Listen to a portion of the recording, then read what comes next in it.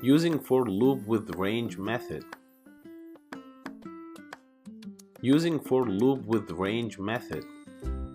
Range method is very useful function that can generate numbers that you specified. Let's see how. First we go to brackets and type for value in range parenthesis 1 to 5, which means here to generate numbers starting by 1 stops in 5, which means 5 will not going to print. Also make sure you have the indent before print keyword because it should be within for loop.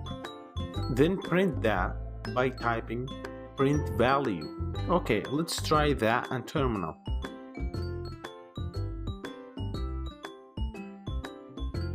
Okay, as you can see here, we get an error because we forgot the colon.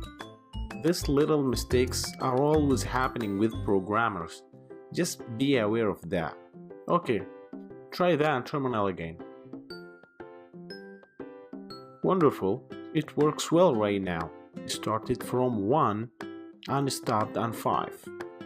Thanks for watching.